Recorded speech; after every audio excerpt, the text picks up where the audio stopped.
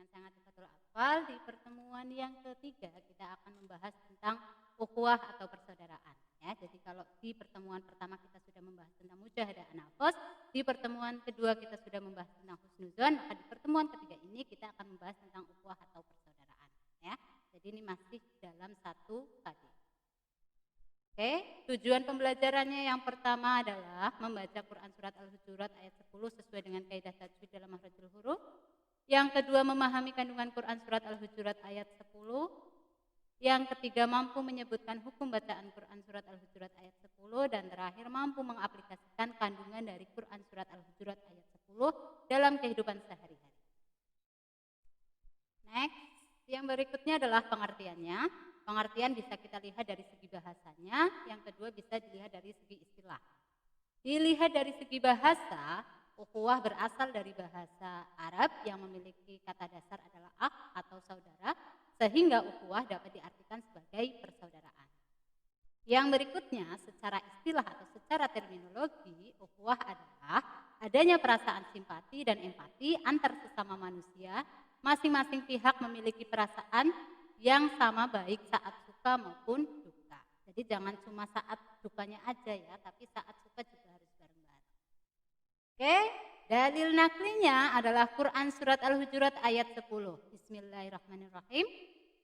Innamal mu'minuna ikhwatung fa aslihu baina akhwaikum wattaqullaha la'allakum turhamun.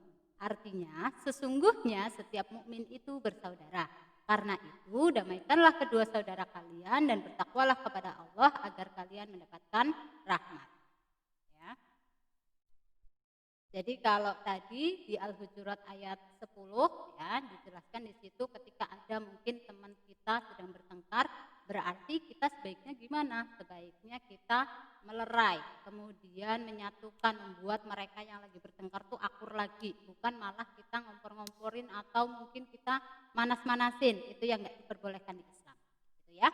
Yang berikutnya hadis dari Abu Hurairah, dia berkata Rasulullah Shallallahu Alaihi Wasallam bersabda, kalian tidak akan masuk surga hingga kalian beriman dan tidaklah kalian beriman hingga kalian saling menyayangi.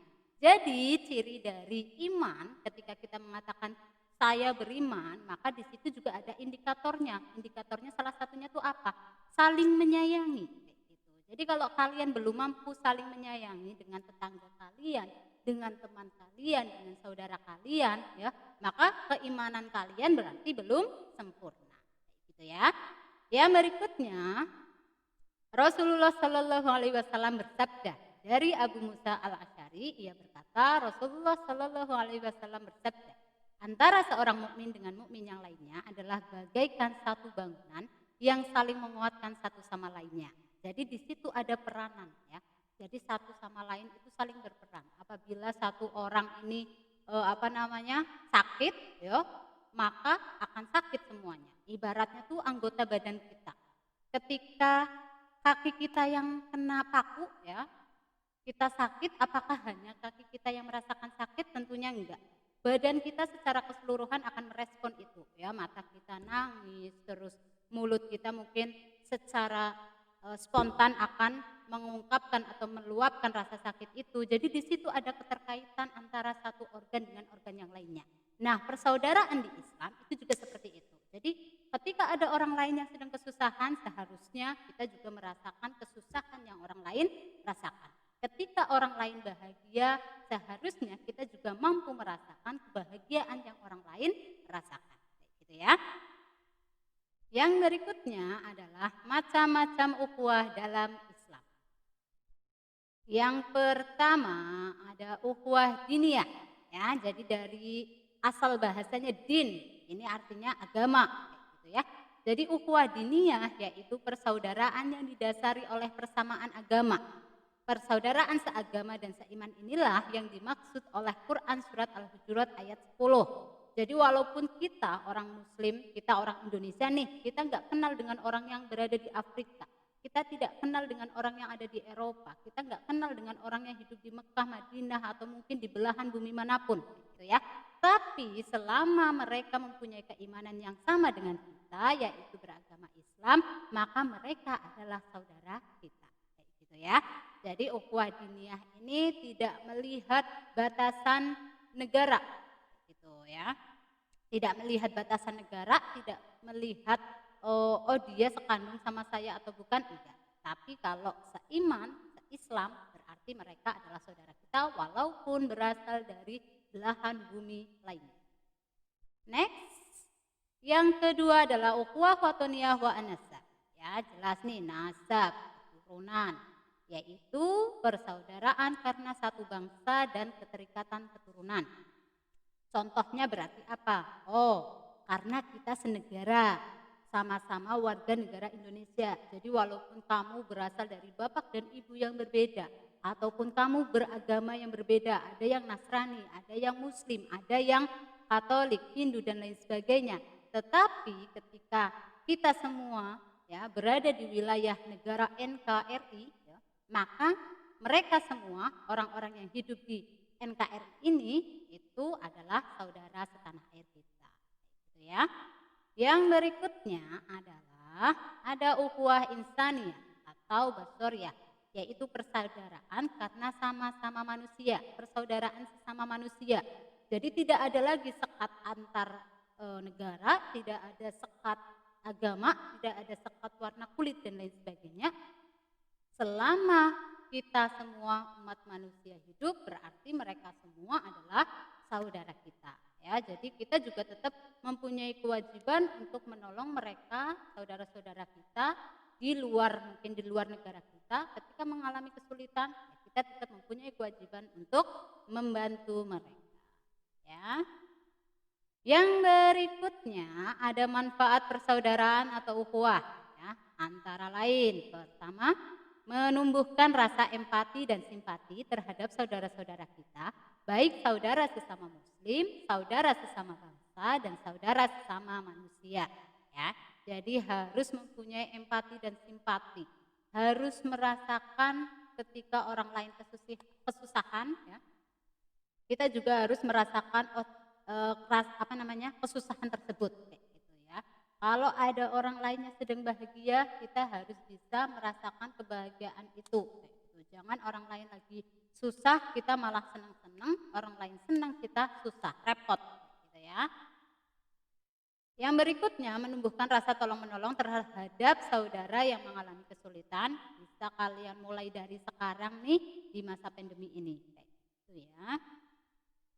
Contoh paling gampang nih kayak gini nih, misal teman kalian kemarin nggak bisa upload di Google Classroom. Nah, kamu udah tahu cara untuk mengupload tugas kamu di Google Classroom. Tularkan ilmumu itu kepada orang lain, kepada teman sekelasmu, ya. Sehingga apa? Temanmu itu bisa mudah untuk mengupload tugas itu, kayak gitu ya. Itu contoh paling gampang. Next, menumbuhkan tenggang rasa sesama manusia sehingga antara manusia satu dan lainnya tidak akan berbuat zalim, kayak gitu ya, tidak merugikan orang lain. Next, terciptanya solidaritas antar sesama muslim, tercipta persatuan dan kesatuan bangsa, dan tercipta kerukunan antar umat manusia di dunia, ya. Jadi kalau semua manusia menyadari bahwa kita itu adalah saudara orang lain, saudara walaupun mungkin tidak seagama, ternyata kita saudara sesama manusia. Oh, kita walaupun berbeda-beda suku, ternyata kita masih saudara setanah air. Kalau semua orang menyadari itu, insya Allah tidak ada yang namanya peperangan, tidak ada yang namanya penjajahan, tidak ada yang namanya saling menindas, kayak gitu ya. Tidak ada kasus-kasus peperangan atau penjajahan yang sekarang masih berjalan. Harusnya itu tidak ada, ya. Yang berikutnya adalah cara meningkatkan rasa ukhuwah antar sesama manusia. Jadi sudah tahu ternyata ukhuwah itu sangat penting untuk kerukunan kita sesama manusia. Ternyata ukhuwah itu juga dianjurkan di Islam. Terus bagaimana sih cara meningkatkan rasa ukhuwah tersebut? Gitu ya. Yang pertama, saling memaafkan sesama. Ya. Jadi kalau temannya ada yang punya salah, ya kita harus legowo memaafkan kesalahan tersebut. Walaupun mungkin di awal ketika kamu nih misal bertengkar sama teman sekelasmu, ya kamu rasanya wis bunek banget gitu ya. ya. Tapi harus menyadari ketika orang lain mempunyai kekurangan, diri kita juga mempunyai kekurangan. Jadi kalau orang lain bisa menerima kita, harusnya kita juga mampu menerima kekurangan orang lain, gitu ya. Yang kedua, menjauhi perdebatan dengan sesama, kayak gitu ya. Jadi tidak dianjurkan untuk berdebat. Yang berikutnya, membiasakan saling bertegur sapa antar sesama. Kalau di Islam itu kan senyuman aja dinilai ibadah, berpahala, kayak gitu ya. Bertegur sapa bisa dengan misal kamu ketemu dengan temanmu ya, belum akrab ya, hai, kayak gitu ya. Atau mungkin nih bisa kalau Islam kan udah dikasih tahu caranya menegur orang lain tuh dengan apa? Dengan mengucapkan salam. Gitu ya. Jadi ketika bertemu mengucapkan salam itu kan artinya mendoakan orang lain untuk selamat. Yang berikutnya adalah meningkatkan silaturahmi antar sesama. Jadi kalau ada waktu bisa saling mengunjungi. Atau mungkin kayak sekarang Bu lagi pandemi nggak bisa pergi kemana-mana. Bisa komunikasi lewat online, bisa lewat WA dan lain sebagainya. Gitu ya, sehingga silaturahmi tidak terputus. Yang berikutnya menjauhi prasangka buruk terhadap sesama. Ini penyakit banget nih, penyakit hati banget. Ketika orang itu selalu berprasangka buruk, yang terjadi apa? Sebenarnya dia tuh menarik energi negatif kepada hidupnya, gitu ya. Akhirnya apa? Ketika dia menarik energi negatif ke dalam hidupnya, yang terjadi apa yang dia alami dalam hidupnya ya akan negatif. Tapi ketika kita berprasangka baik, ya kemarin sudah dibahas ya, husnuzon. Ketika kita mampu berprasangka baik terhadap orang lain, itu sebenarnya kita sedang menarik energi positif ke dalam diri kita, ke dalam hidup kita. Sehingga apa? Yang terjadi itu akan hal-hal yang positif, gitu ya. Jadi mulai sekarang biasakanlah untuk berprasangka baik dan menjauhi prasangka buruk. Nah, di sini ada gambaran nih, kemajemukan adalah kekuatan. Di gambar yang pertama ada gambaran foto-foto tangan orang-orang yang berbeda suku ya, berbeda etnis, berbeda warna kulit. Ada yang putih banget, ada yang gelap, ada yang sawo matang, ada yang kuning langsat kayak gitu ya. Tapi saling berpegangan tangan. Ini menunjukkan bahwa persaudaraan itu tidak mengenal suku bangsa.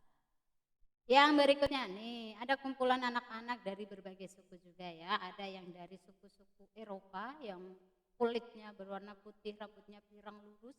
Ada yang berasal dari daerah Afrika, mungkin ini negro kayak gitu ya, berkulit hitam dan lain sebagainya. Next, gambar yang ketiga ini menggambarkan persatuan di Indonesia. Jadi Indonesia ini kan negara yang Bhinneka Tunggal Ika, yang artinya apa? Mengakui berbagai agama ya, dan menjadikan keberagaman ini sebagai kekuatan kita, kayak gitu ya. Jadi perbedaan ini bukan menjadi alat untuk melemahkan Indonesia, itu bukan, tapi justru menjadi sumber kekuatan. Yang berikutnya ini ada gambaran dua orang yang saling berpelukan ya, sesama muslim.